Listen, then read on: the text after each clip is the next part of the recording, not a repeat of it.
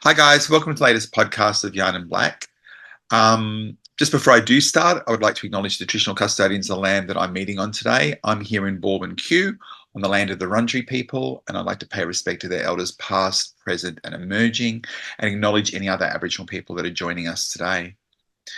Today I've got a really great friend and guest on today, Colin Darcy. How are you? I'm good. Cool. What I might do is throw straight over to Colin with who are you, where you're from? Tell us a little bit about yourself.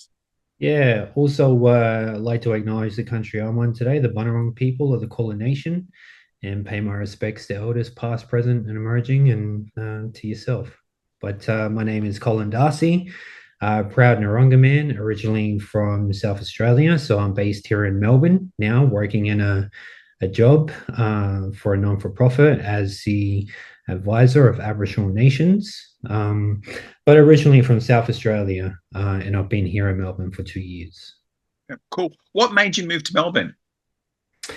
Yeah, I think this opportunity and this job, like just like a better opportunity to further the work career that I'm working in, which is pretty much in the past 25 years working in different roles in the Aboriginal community along the lines of self-determination, correct cultural protocols, and the elements of self-determination, such as cultural safety, worked in different areas like native title, land rights, working areas, mentoring young Aboriginal kids.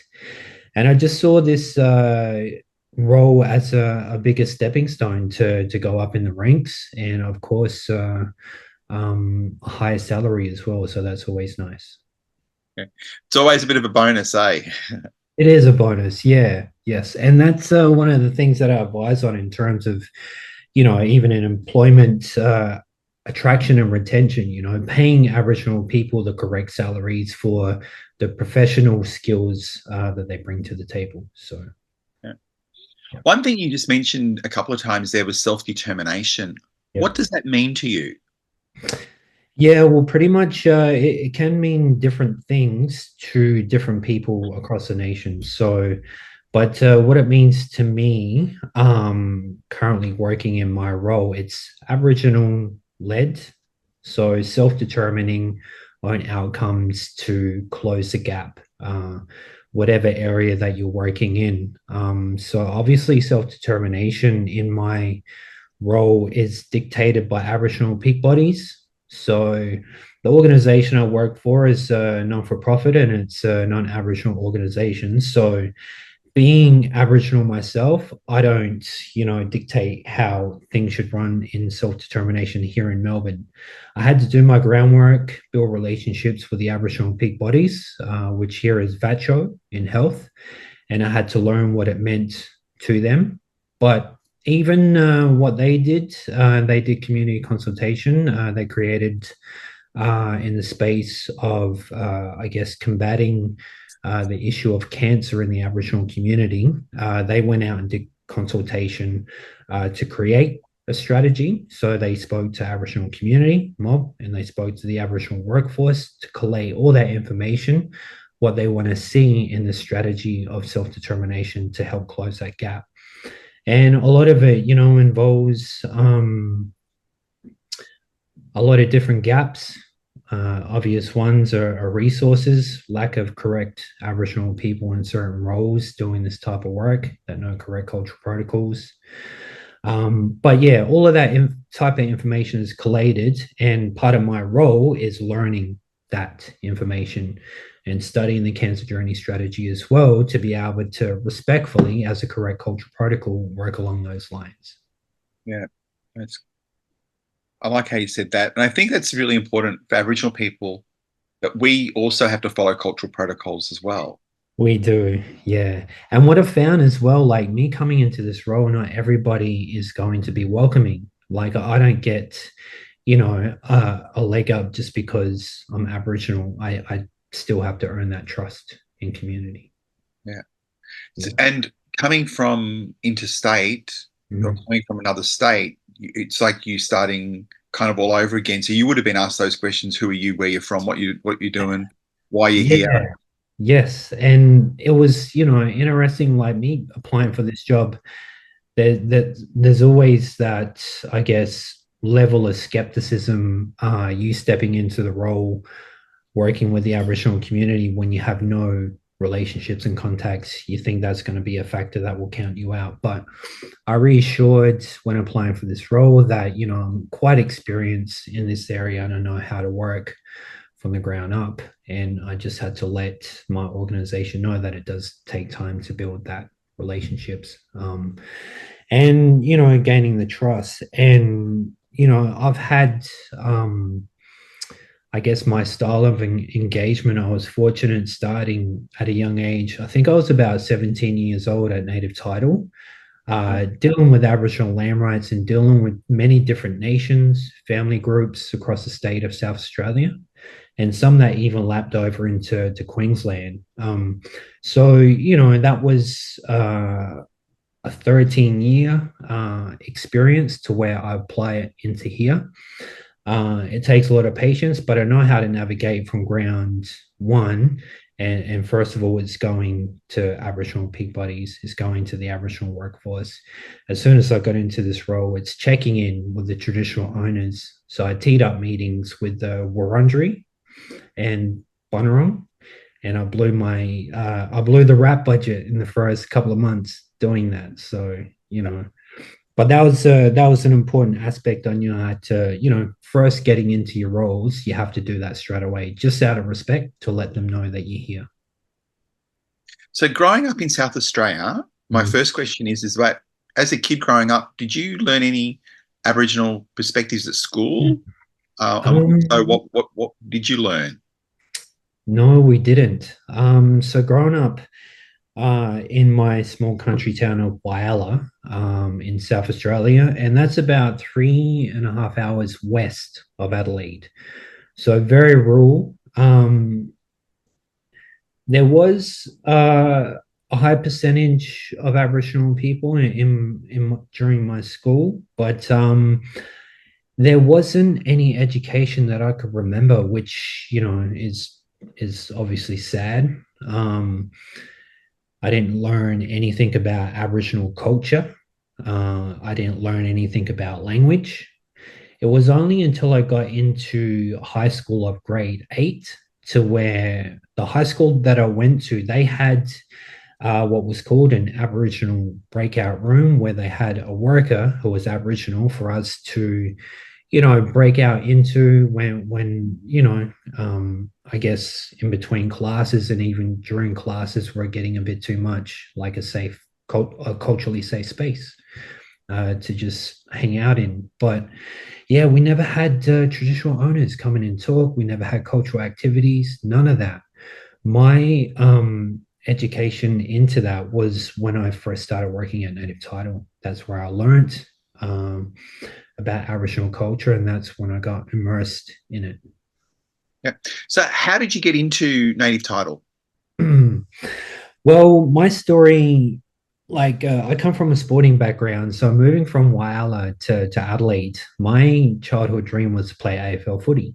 Like a lot of Aboriginal kids around my time, and still do have that in mind.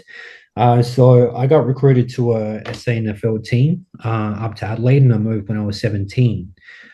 I knew I had to have a backup plan, so I had no idea what to do. And I did a bit of research and I came across a college that was Aboriginal focused. It was called Towndy. And I did a certificate one in office and clerical. So that was my, I guess, official education into, working in an office space. From there, I worked in a traineeship that was a non-Aboriginal organization dealing with non-Aboriginal things.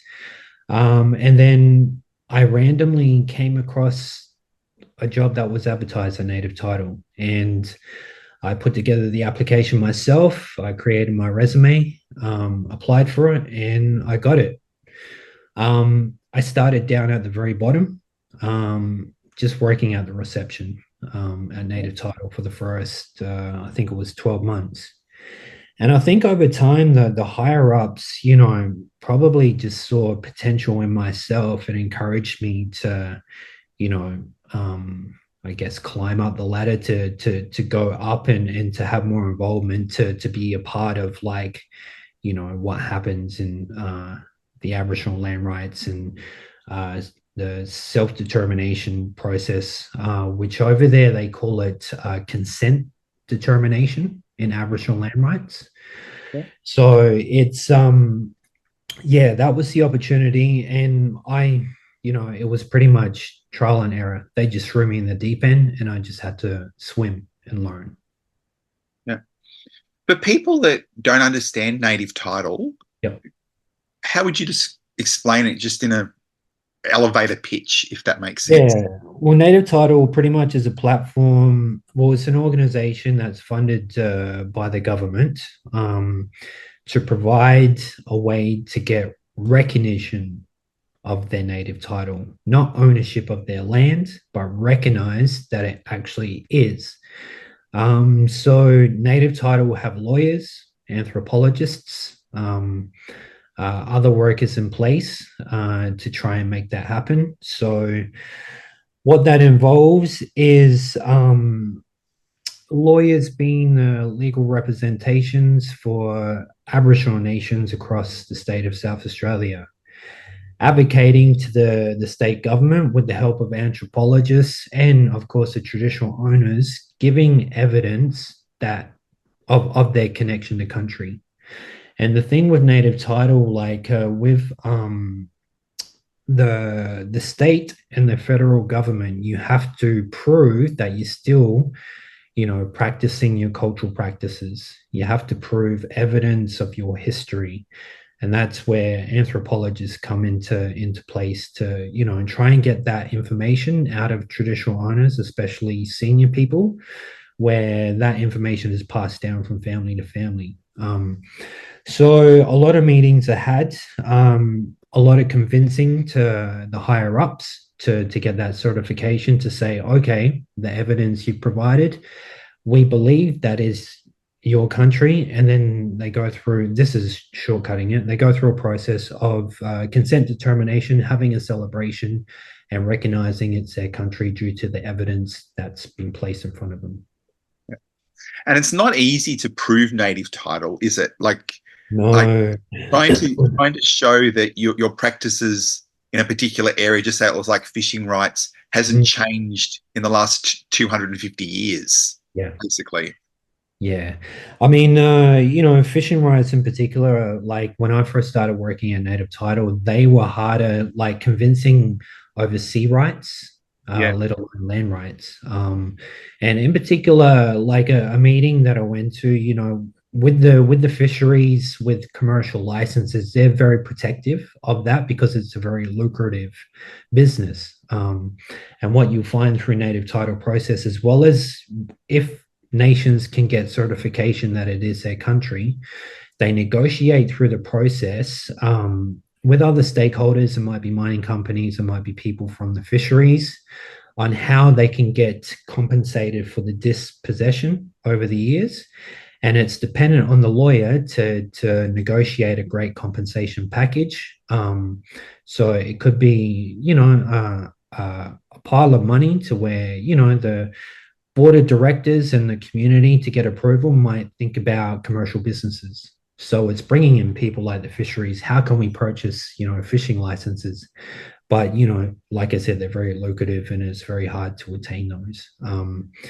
But yeah, it is a very tiring process. I saw many elders pass through that process that didn't get to see the fruits of their labor, because these negotiations and talks, they drag on for years. There's bureaucratic systems involved in that, depending who's in power in state government, even in the nations themselves. I've even seen a lot of, unfortunately, lateral violence, people tearing each other down, that, prolongs the progress of trying to get their native title.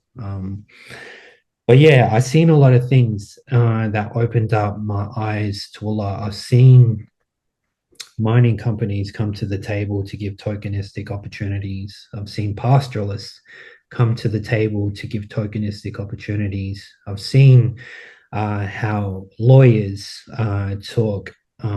So not only like I guess hearing about land rights and the process of trying to gain that, I learned about vocabulary, how to talk in this space where I apply it into my work today, dealing with many different stakeholders because that's a huge part of my role.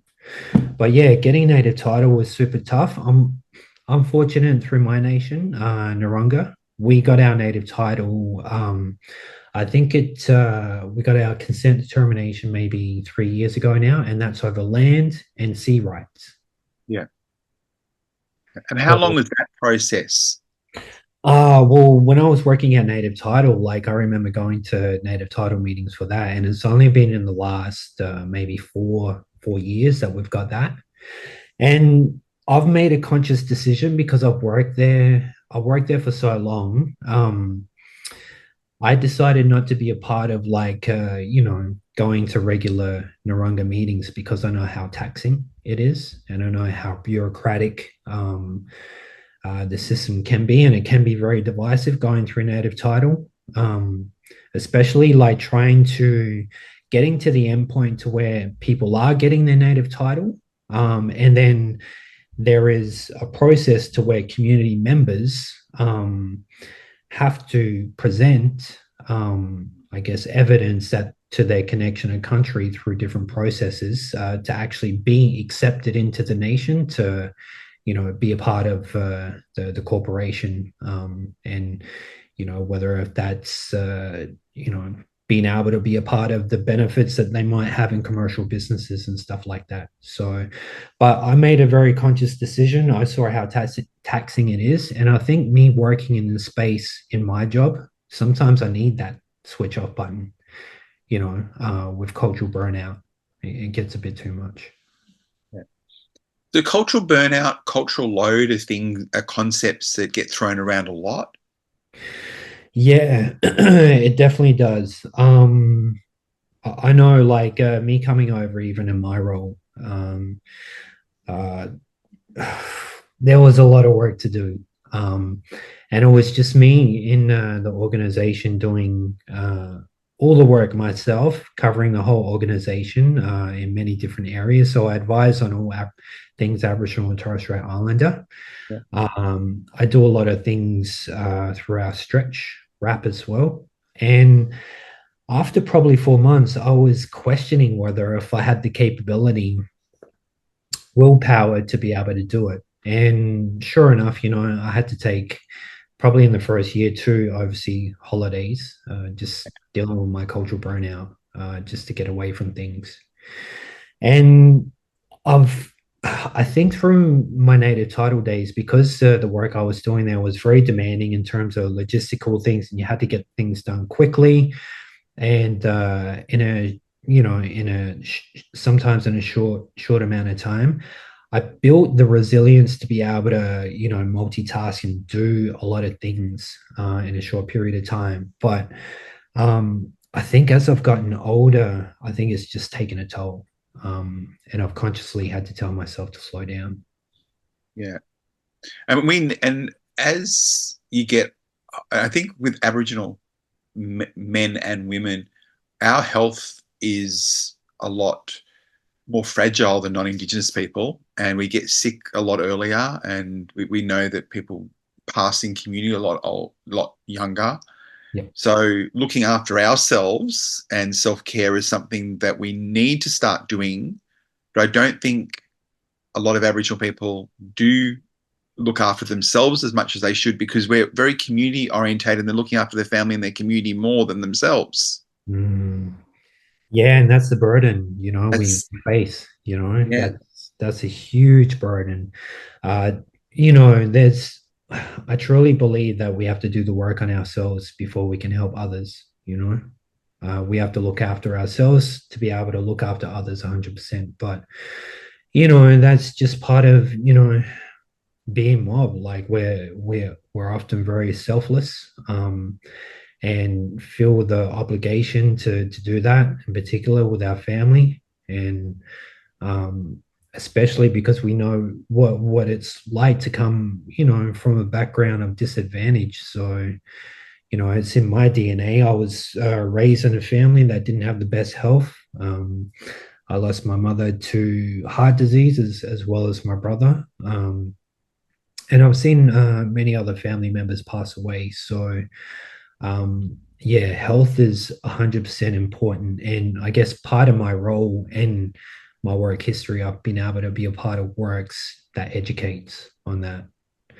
But sometimes as well, like Aboriginal people, or people, individuals, often give up due to whatever circumstances are in their life, and they don't want to look after themselves. They're happy to just go through life, not maintaining their physical health and dieting and external stimulants that they lean towards, I guess.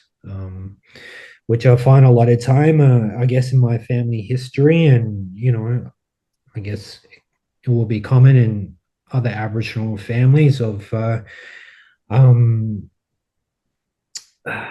what's the word? Um, Childhood trauma, Yeah. generational trauma that's just been passed down unconsciously that we're not aware of, and we're not conscious enough to see that. Or some people are conscious, but like I said, have given up and don't do the work on themselves to maintain a healthy lifestyle. Yeah. Another buzzword that gets thrown around a lot is cultural safety. And Mm. my question to you is, how do you define cultural safety? But what actually also makes you feel culturally safe when you go to different services? Yeah, cultural safety to me is, if it's in a work environment, first of all, it's, implementing education to make it a culturally safe space for Aboriginal and Torres Strait Islander people to work in there. That's free of racism, free of discrimination, stereotypes, and no tokenism as well. It can be, racism can be very subtle these days in the workplace. And yeah, it's all about creating that environment to make Aboriginal people feel safe to rock up every day to be able to do what they do. And creating opportunities as well, like breaking through the stereotypes of giving higher opportunities to Aboriginal and Torres Strait Islander people to work in higher roles. Um, but again, that goes into breaking down stereotypes as well, and knowing that our work should be valued as much as, like non-Aboriginal people, say, for instance, in my line of work. Um, and I'll give an example of, just stakeholders that have come in through my native title days that have invoiced, for huge amounts of monies for giving advice. But, there has been situations where I've advocated for Aboriginal people to be paid the same for giving cultural advice. And there's that stigma and stereotype where some organizations, are very tokenistic and don't see that value the same. So I guess raising education through my experience as well to be able to create probably more of a sustainable career as well for Aboriginal and Torres Strait Islander people. So you probably in your work have seen young Aboriginal people coming into the workforce. Some of them don't know much about culture themselves. Where would you get people if they say to you, look, I want to learn more about culture? Where would you suggest they start looking or doing? Yeah, a lot of people, again, going back through native title, that's the best way to learn. But of course, it's finding out, your family history, who your mob is. And how you do that is obviously you've got to do a bit of groundwork, try and find people from your family, people that you're connected with, and just start asking those questions. Through native title, through I guess, staff who are anthropologists. That's part of their job. They collate all the family lines in each nation and they document it. So calling up native title and trying to get that information from them is a great way to do it. I know it's a lot of people are on that journey still, yeah, like trying to figure out their um their background, their culture, and it's super tough and super hard if they're not connected to other Aboriginal people in family in the community. Other avenues you can go is just to your local Aboriginal and Torres Strait Islander nation that's in your city. You know, go there and start asking questions as well. You could be an Aboriginal person, say, for instance, living here in Melbourne. Maybe ring up Wurundjeri, maybe ring up Bunurong, and they can give you, some advice. Yeah. That's good advice for young people, I think, is that they need to actually get out there and actually do the research themselves as well. And it's not just going to be able to be handed to them in one place. They do need to go searching a little bit. Yeah, and I guess there's other ways, like is Google searching, like it always helps, of course, knowing your the name of your Aboriginal nation, getting up on Google and just Google searching that, and then just finding the Aboriginal corporation for that, and calling. Yeah. What does truth telling mean to you? You just used the word, but what does it mean to you? Yeah, so truth telling to me, it means telling the truth. It depends what context, what you want to hear it in, whether if it's in the workplace with Aboriginal people and culture. It's going back to colonization, the bad impacts of that. It's going into the history of Captain Cook and the traumatic things that the colonizers inflicted on Aboriginal and Torres Strait Islander people. Um, First, you have to, in order to process or get over anything in life, I feel you have to tell the truth and understand, the truth about whatever it is, the context, whether if it's in your life or in the workplace to gain any progress. Um, so I think with the voice, for me, the truth telling would have been, for this country to know the truth, for Aboriginal and Torres Strait Islander people to feel that relief, to heal, and to feel that closure. And I believe 100% that it didn't get voted up. One, because it was mismarketed. There was, uh, I guess, propaganda that was presented and what it was meant to be, like the blacks were going to take over. And we were going to be giving all the power to change this country, and it was going to be black led. To where like I think that caused divisiveness as well with the Aboriginal community with the lateral violence, and I saw myself the racism that arose through that. But yeah, we would have saw the truth come to the surface, the healing, and then we build from that. We you can only move on once that process happens, and hopefully that voice would have been a structure to where they can give strategies to the higher ups to help close the gap in whatever focus areas that Aboriginal people across this country wanted. Yeah.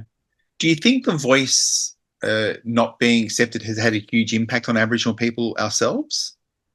Yeah, well, it's had an impact on me. I was in Adelaide at the time when I voted, and after seeing the racism and feeling the discouragement, I didn't know if I wanted to come back to Melbourne to work in this space. I felt burnt out and I felt a bit hopeless, to be honest, because I knew if I was to go back into this role, I knew how tough it would have remained to carry out self-determination works. Because, in particular, in my role, I have to do the works in an organization where I've got limited resources and it's just me doing it. So it's tough to where if it was voted in through the voice, we would have had all of these great resources injected to an advisory board up to the very top to be able to filter that down to make, I guess, positions like mine a lot more easier. Look, I want to say thank you for joining me. I know you're extremely busy and you've squeezed us in your huge schedule. Um, Guys, I want to say thank you to Colin. Colin, you know how much I love your work and what you do, and thank you for joining us today. Thank you. No, Appreciate it. thanks, guys. I'll see you at the next podcast.